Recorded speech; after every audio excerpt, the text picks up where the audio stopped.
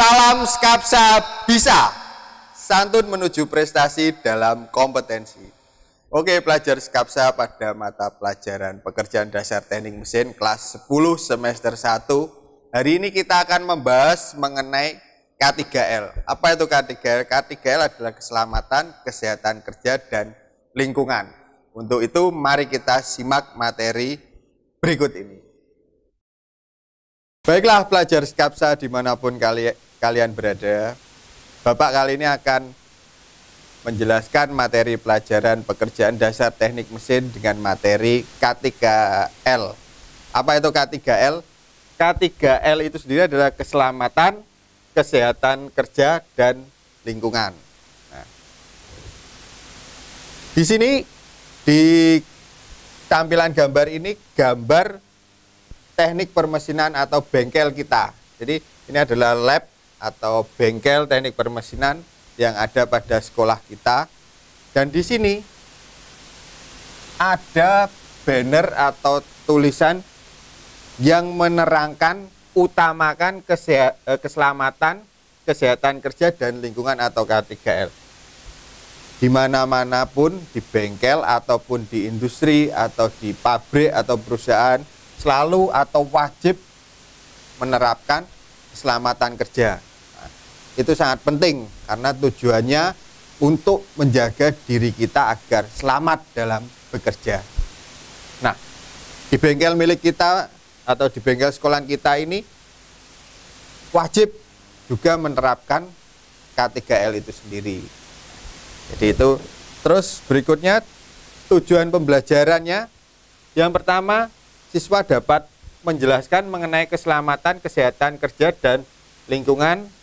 Siswa dapat menerapkan mengenai keselamatan, kesehatan kerja, dan lingkungan. Itu tujuan pembelajaran yang harus kalian capai. Nah, pengertian dari K3L itu sendiri, atau pengertian dari pengertian dari K3 atau keselamatan yang berkaitan dengan mesin, pesawat, alat kerja, bahan dan proses pengolahannya, tempat kerja dan lingkungannya, serta cara-cara melakukan pekerjaan. Ini pengertian dari K3. Tujuan utama untuk pencegahan kecelakaan, cacat, dan kematian sebagai akibat dari kecelakaan kerja. Tujuan K3 melindungi tenaga kerja atau siswa atas hak keselamatannya dalam melakukan pekerjaan untuk kesejahteraan hidup dan meningkatkan produksi dan produktivitas, serta menjamin keselamatan setiap orang lain yang berada di tempat kerja tersebut, serta memelihara sumber produksi agar dapat digunakan secara aman dan efisien.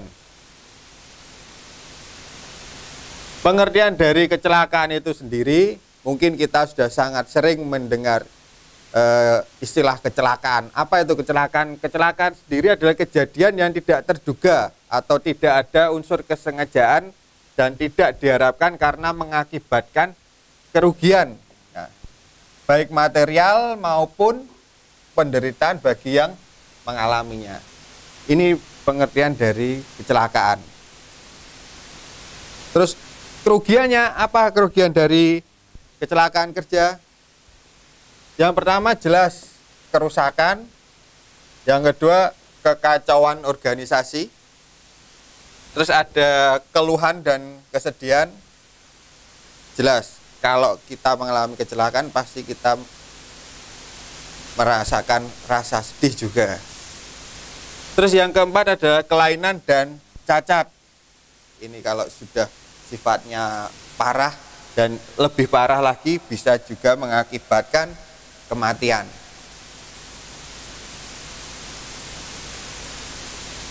Ini klasifikasi kecelakaan. Yang pertama, menurut jenis kecelakaan, bisa terjatuh, terus tertimpa benda jatuh, serta tertumbuk atau terkena benda, terjepit oleh benda, Misalkan kita saat bekerja di bengkel menggunakan mesin, tanpa kita sadari kita terjepit oleh benda ataupun mesin yang kita gunakan. Ini termasuk klasifikasi kecelakaan yang bisa masuk di terjepit oleh benda. Terus ada gerakan yang melebihi kemampuan, serta pengaruh suhu tinggi, terkena sengatan arus listrik. Setiap mesin pasti ada yang terhubung arus listrik. Kalau kita tidak hati-hati, kita bisa rentan terkena sengatan arus listrik. Tersambar petir, ini juga termasuk ke dalam klasifikasi kecelakaan. Kontak dengan bahan-bahan yang berbahaya, ini juga bisa masuk ke dalam klasifikasi kecelakaan dan lain-lain. Terus ada klasifikasi kecelakaan yang kedua, menurut sumber atau penyebab kecelakaan bisa dari mesin, dari alat angkut atau alat angkat yang digunakan, terus ada bahan atau zat berbahaya dan radiasi, serta dari lingkungan kerja yang tidak mendukung, itu juga bisa mengakibatkan kecelakaan. Setelah kita belajar mengenai klasifikasi, kita belajar mengenai pencegahan kecelakaan kerja. Kecelakaan dapat dihindari dengan yang pertama, atau satu, menerapkan peraturan perundangan dengan penuh disiplin. Yang kedua, menerapkan standarisasi kerja yang telah digunakan secara resmi. Jadi kalau kita bekerja pasti ada standar kerjanya, standarisasi kerja yang telah digunakan secara resmi itu wajib kita terapkan. Yang ketiga, melakukan pengawasan dengan baik. Yang keempat, memasang tanda-tanda peringatan. Setiap bengkel ataupun industri wajib hukumnya memasang atau memberikan tanda-tanda peringatan di lingkungannya atau lingkungan tempat kerjanya. Terus yang kelima, melakukan pendidikan dan sosialisasi kepada siswa.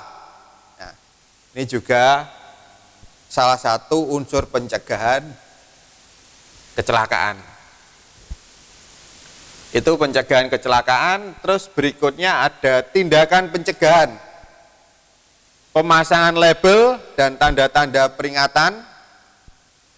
Ini salah satu tindakan pencegahan. Yang berikutnya, pengolahan, pengangkutan, dan penyimpanan harus sesuai dengan ketentuan aturan yang ada. Berikutnya lagi ada simpanlah bahan-bahan berbahaya di tempat yang memenuhi syarat keamanan bagi penyimpanan bahan tersebut. Nah, ada 3 tindakan pencegahan.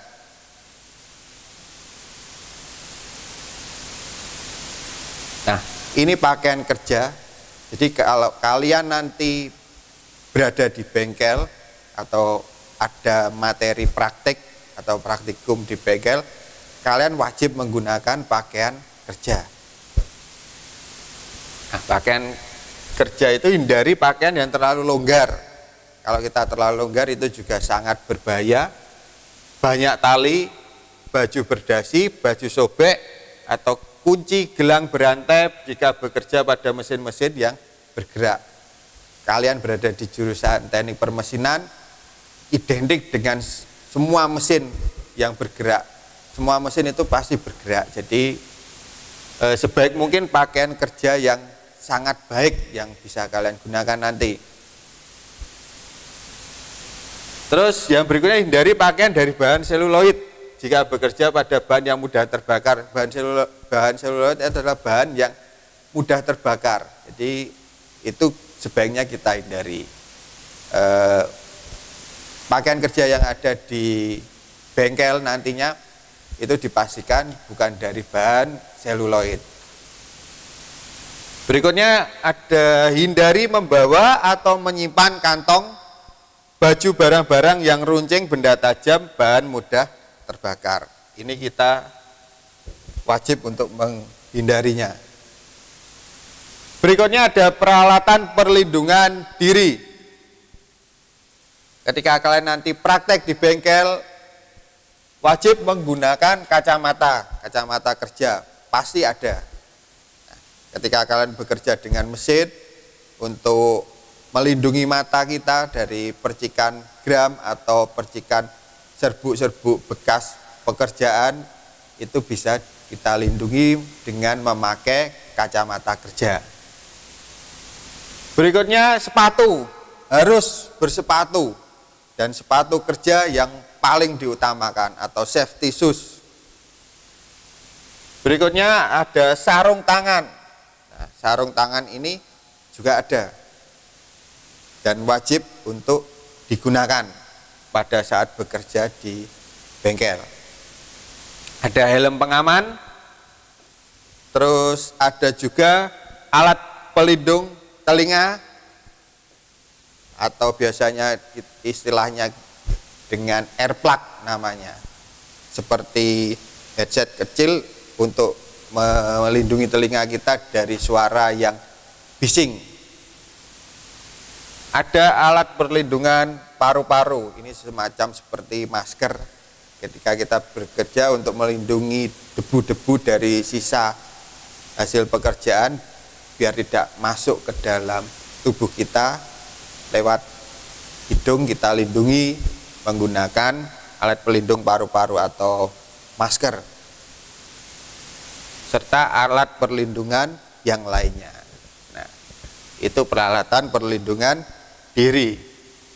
Nah, setelah Bapak menjelaskan tadi materinya, ini kita sampai pada tugas yang pertama untuk pekerjaan dasar teknik mesin. Tugas yang harus kalian kerjakan yang pertama, jelaskan yang dimaksud dengan K3L dan berikan contoh penerapannya. Jadi kalian jelaskan apa itu K3L serta berikan contoh penerapannya. Penerapannya di mana? Di lingkungan kerja kalian sendiri-sendiri. Jadi kalau kalian bekerja di bengkel nanti atau praktikum di bengkel, kalian contoh penerapannya seperti apa.